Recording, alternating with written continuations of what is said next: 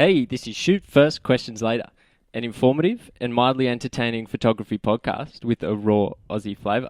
I'm Cameron, and here with me is William. Hello, sir. I'm actually impressed that you got the intro correct First straight off the bat. Yeah, sometimes it takes a few goes. How about this week's late upload though?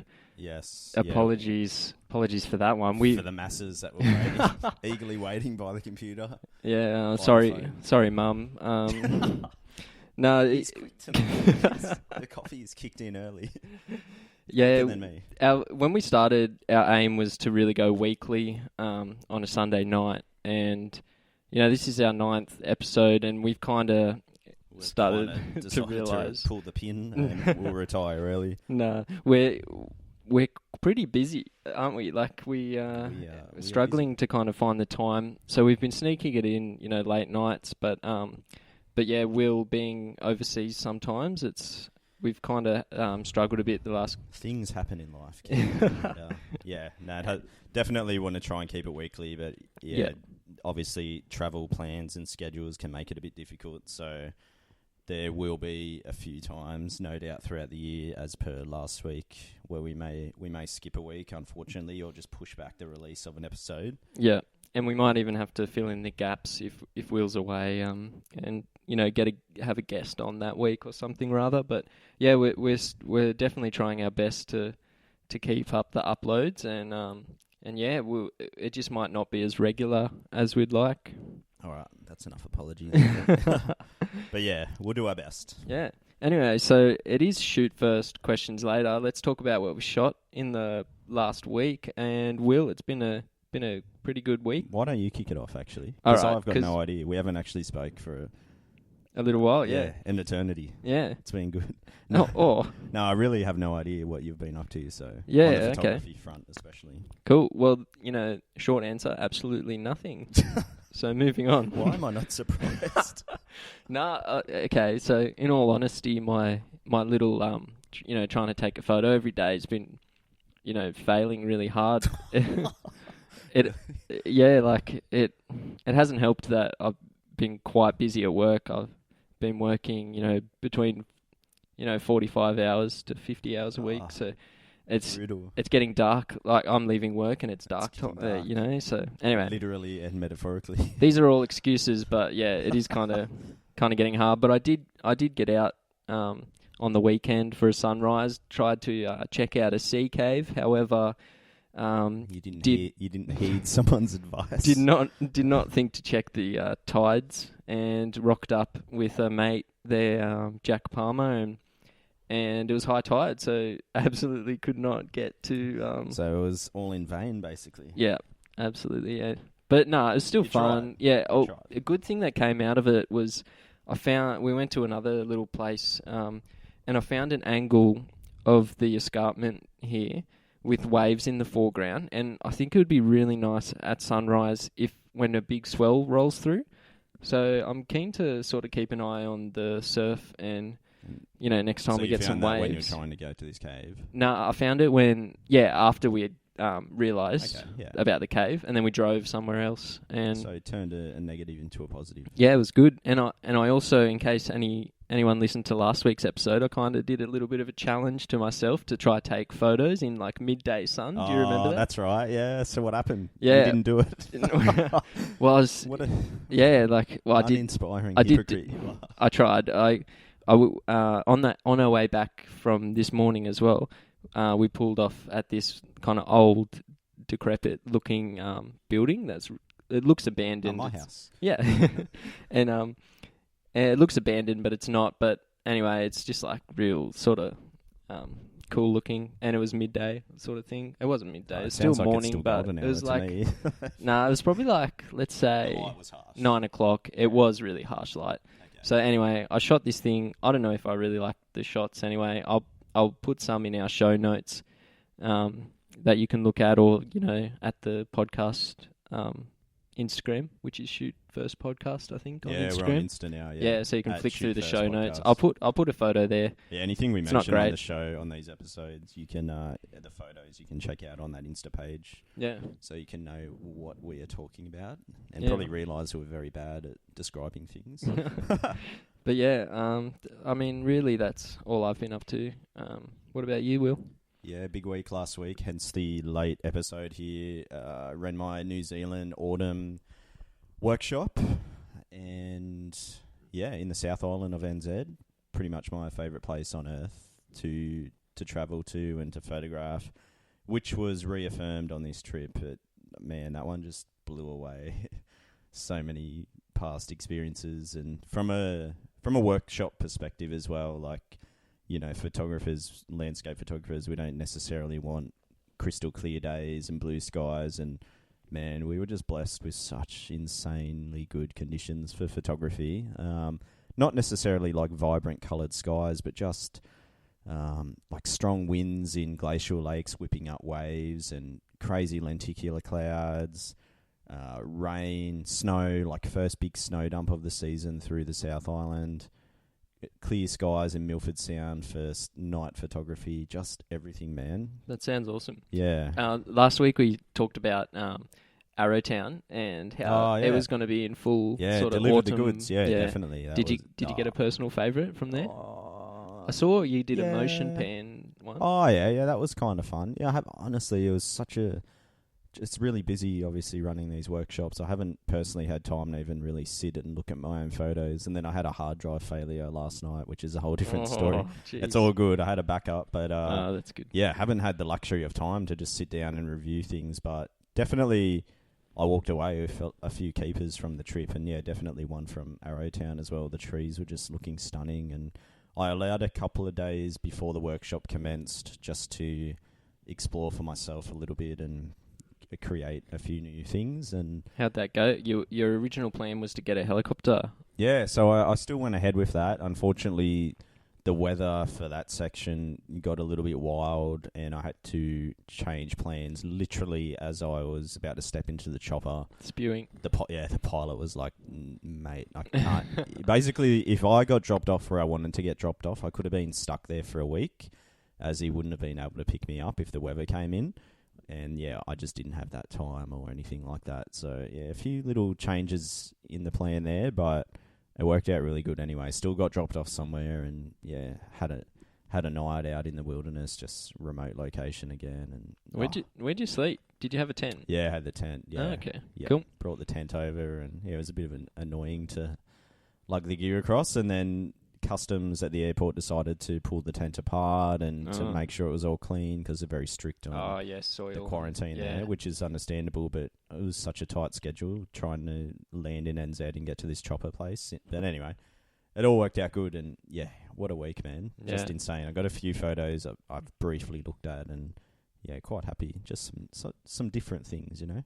So when you got helicoptered somewhere and you slept, what sort of describe what kind of like views and scenes you were shooting? Okay, yeah. So I decided to head back towards a place I was choppered into last year, purely because I had to change plans like literally on the spot. It was like, all right, I can't take you here. This is why. Do you want to go anywhere? And the sun was setting as this conversation was happening. So chopper, they can't fly in the dark there. Yeah. I had 30 seconds to think of a spot, and I just decided I'll go back to that other location, but a different area. So as we flew out, basically just imagine mountains as far as the eye can see, flying over the lakes, and as we approached this location that we intended to get dropped off to, another little, it's hard to say, like an overhang of the mountain kind of caught my eye, and I said, oh dude, can you drop us there? And he's like, yeah, absolutely. Cool. So flew down. There's all these tarns. Tarns are like little puddles or little lakes essentially, carved out by glaciers.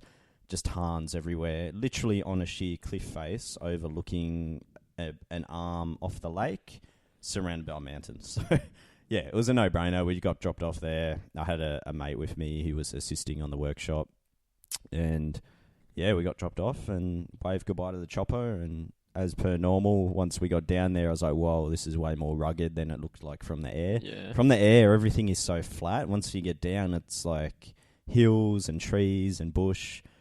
But it worked out. Yeah, it worked out fine. It was sick. Cool. And the sunrise the next morning just absolutely exploded into a violent display of colour.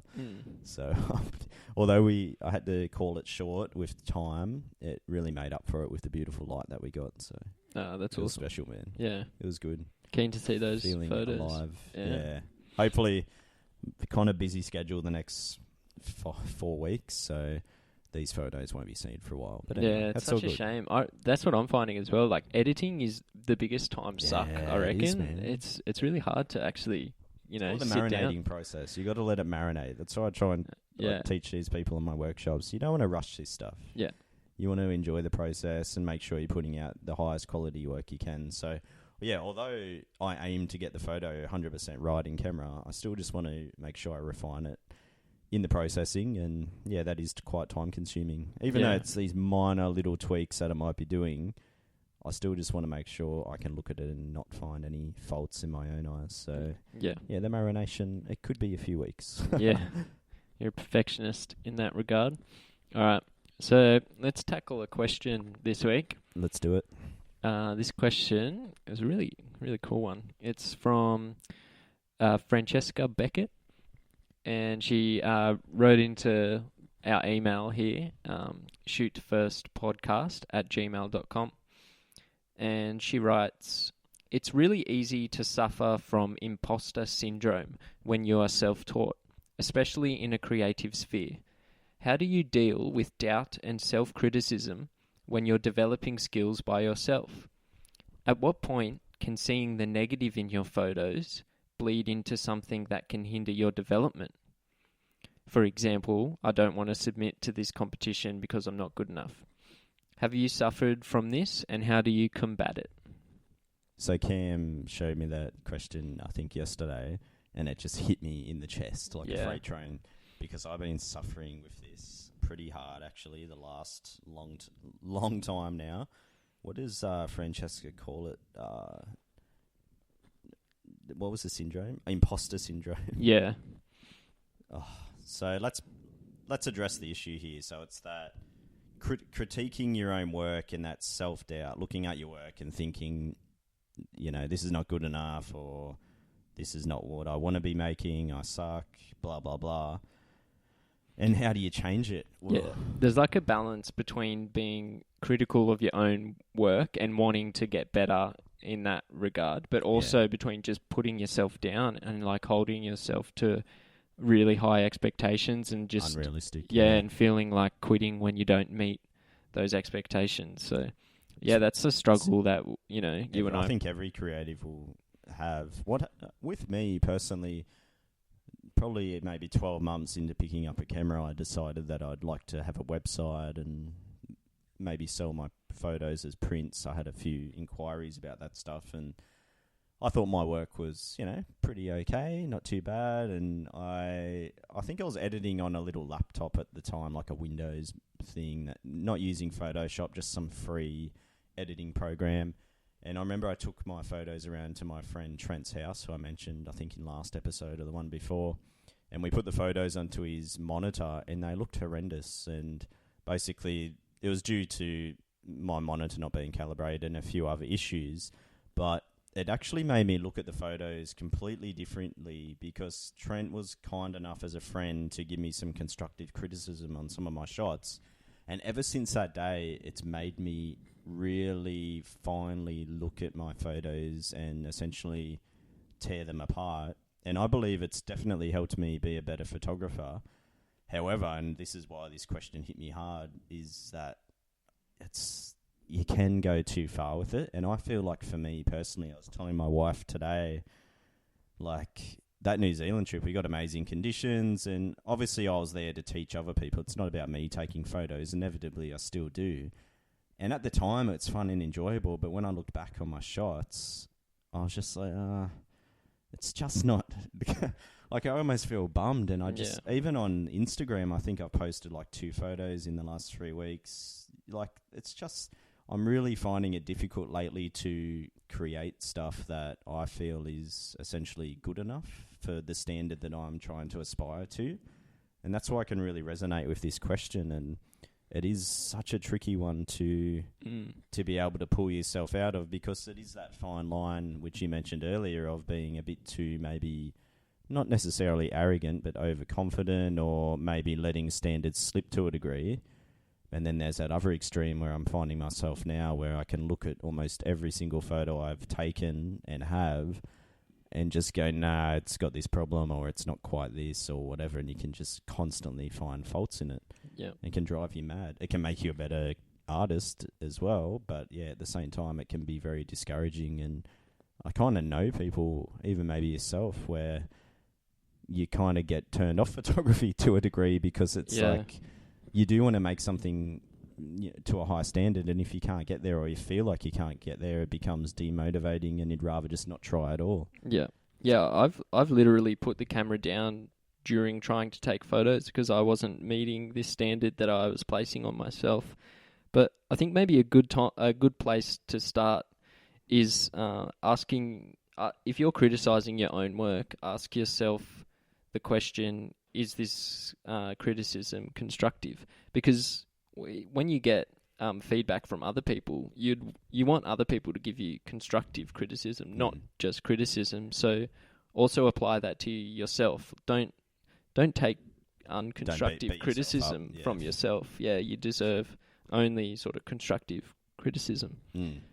So yeah, if you kind of feel yourself ragging on your images, ask yourself, all right, if I'm going to do this, mate, I'm only going to, think about the constructive stuff, how I can improve. Yeah, how am I? I guess my way to answer the question about how do you kind of get out of this would perhaps be show it to people that you might look up to or respect as photographers, and maybe just get their feedback or criticism on some of these photos.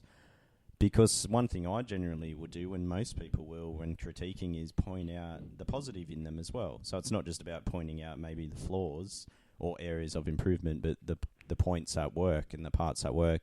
And I feel like that can lead to motivation and help you overcome this issue. I know for me personally, a photographer or two that I really look up to has looked at my work from time to time and left some really positive thoughts and a few critiques as well.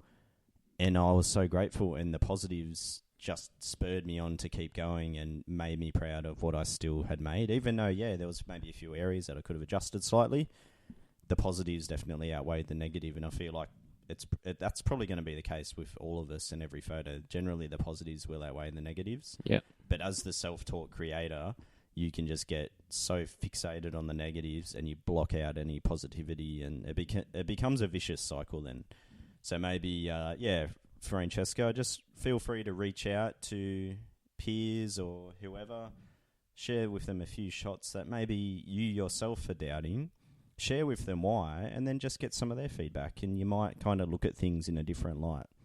Because, like I said, we, especially as the creator of the piece, you just get tunnel vision and you will just stare at the flaws. But it's not until someone else externally can look at it and maybe bring up something that you might not have even noticed or, comprehended, you can look at it in a totally different light, and probably a brighter light as well. So I guess that would be my advice, but definitely resonates with me, that one. Yeah, same. Yeah, you're not alone. Francesca also quickly mentions here that that she is always looking forward to what rules she's going to break when she after listening to make him and break him. Yeah. So and is this a segue into making? No, because that would be very smooth. You're not that good. No, I just want to mention that she brought up it would be cool to set the listeners a weekly challenge to share with Instagram with a hashtag or whatever.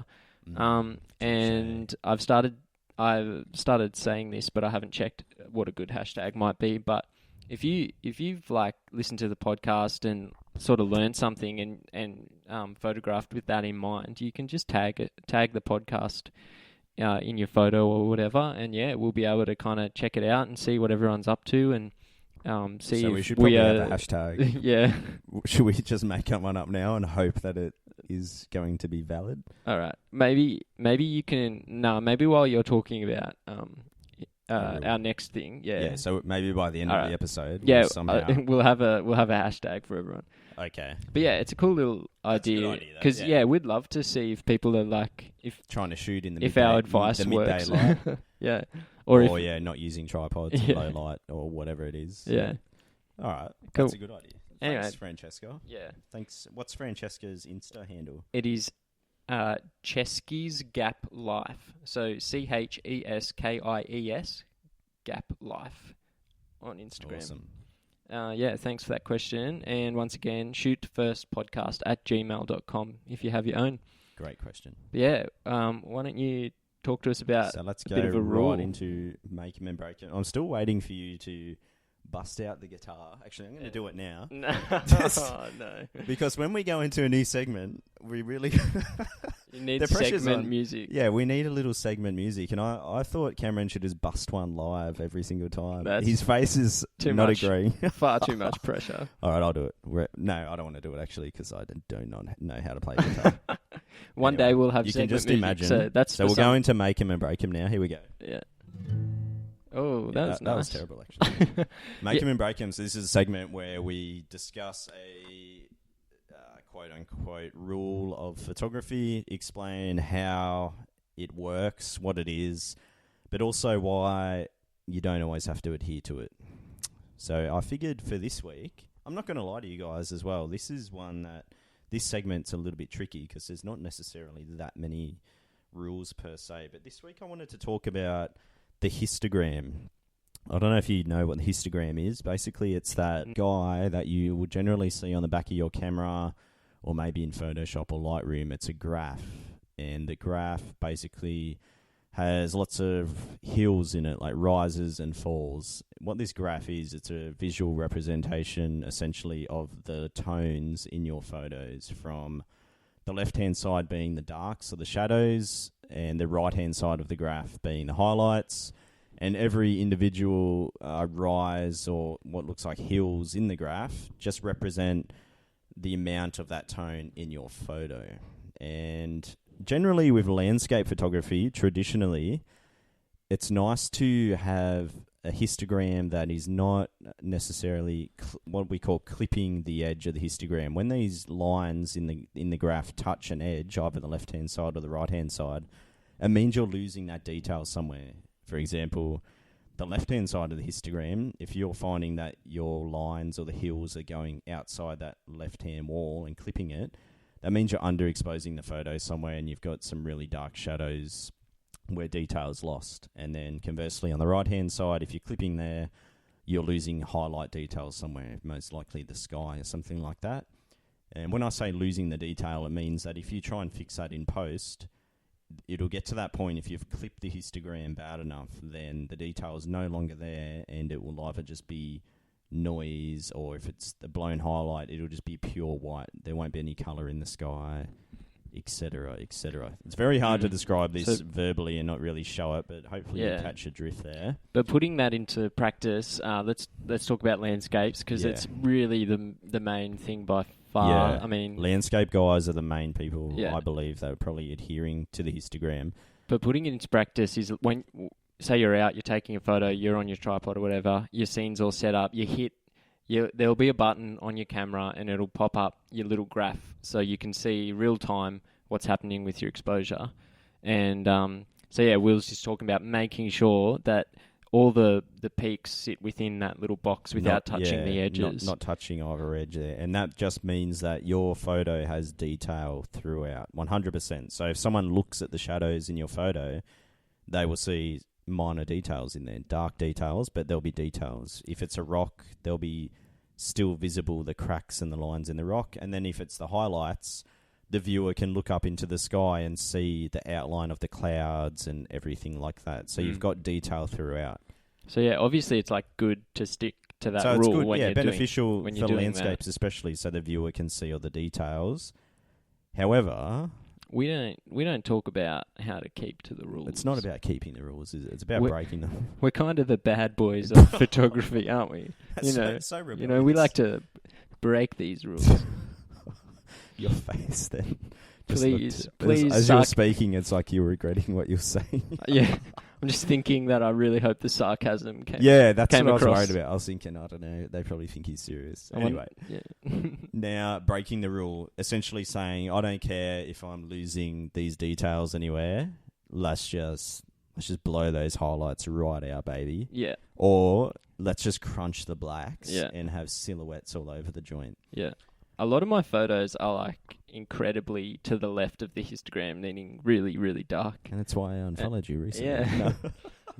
I don't know why. Yeah, it's just cool to like experiment and like go like, yeah, if I'm taking a photo of something and I'm thinking, all right, what does this need or whatever, and I just want to muck around, I go too dark or too bright. Yeah. Yeah. So like, it's just fun to muck around with that, and you might get this completely different like emotion from the photo depending on what you do. I mean, obviously brighter, happy or whatever, darker, sad. And then portraits, I find, typically is the genre where blowing the highlights out is quite common. Yeah. Because it's about exposing the face correctly, and if the light behind them, it's generally going to be brighter than the face. It's very hard on most cameras to get that dynamic range of light in a single photo or whatever, so it's quite common there to blow the highlights out on portraits.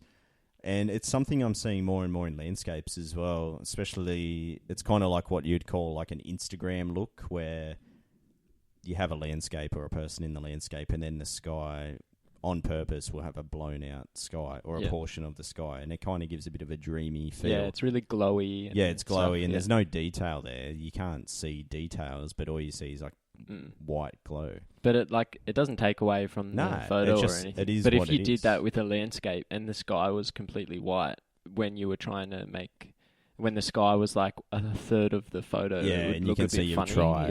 Yeah. So it's a weird one. It's just a style thing here. So I guess the rule works when you want to have, I guess I would call it a more refined, polished look to your photos, where you look at the shot and you can just see all the details. It's still realistic. The sky is brighter than the shadows, for example, but it's all there. The human eye has the biggest dynamic range of light. We've got like a huge histogram where we can look at most scenes and see the details. It's our cameras that struggle here. So it's just deciding for yourself what is the look you want to go for, but also knowing that there isn't really a right or wrong as well, regardless of what people say. And I admit, I'd teach people to try and stay within the histogram to get those details. But at the same time, I let people know that if you want to blow it out or underexpose the shadows, then it's all subjective essentially, and it can work either way. But yeah, if you're curious, if you haven't heard of using the Instagram and stuff, what is the Instagrams? The histogram. We're in Australia, we just got this Instagrams app. Check it out, because that was learning what the histogram did and how it worked and stuff was in my earlier learning phase. It was a really blowing my mind kind of moment. Yeah. And it changed I think it's how still, I shot a lot even of if you don't landscapes. really adhere to it, I think just having the knowledge of how it works can help. You mentioned, even in editing, it helps to just to know. knowing that, okay, if I underexpose this, how much detail can I still pull out? How badly have I clipped the histogram? Either way, you're just shooting in the middle where you might be clipping shadows and highlights and just using post to try and recover later and things like that. Yeah. Definitely a beneficial thing to look at. Yeah. I don't have any references for people where they could maybe turn to, but YouTube, Google, histogram, how it works. It's cool. It's not that difficult, but I feel like for me, once I learned how to read it, it changed everything. It just helped me expose the photos how I wanted to instead of kind of guessing. Yeah. Sweet. Yeah, there's been so many times where I've thought I've guessed good and then so clipped. Because like the light meter, for example, which is what most of us use to set up our exposure, the light meter is just so inaccurate compared to what the histogram. Yeah, and just your eyes can play tricks on you if you're in the sun and you're looking at your photos on the back of the camera. Yeah. So it's good to sort of check that out. It's pure data, basically. It doesn't lie. Whereas, like you said, our eyes can kind of disillusion us, so to speak. Yeah. Anyway, that's all we've really got time for this episode. Cool. Yeah. So, thanks for listening, and check out our our Instagram page, Shoot First Podcast. Our hashtag. I found one. How'd you go? Yeah, just hashtag. What about hashtag Live Authentic? Is that one being used? Let me just check. Let me just check, actually. Guaranteed a lot of sun hats and canoes in that one. Yeah, actually, SFQL is available. So it's nice and short, and literally there's no one has posted. SFQL. Yeah, shoot first, questions later. Right now? Yeah. No, there's literally nothing there, so that's pretty perfect. So just hashtag SFQL, and we'll see. Hashtag SFQL. Yeah. If you are breaking any of the rules that we've discussed, or whatever it is, tag us, tag the Instagram page. We'd love to know who's listening. And thanks again, everyone who's subscribed, left a review. People around the globe. Yeah. Someone in the PNW on a road trip recently. That's so cool. Can't even imagine that, but awesome. Thanks for listening, guys. Cheers. And we'll catch you next one. Bye.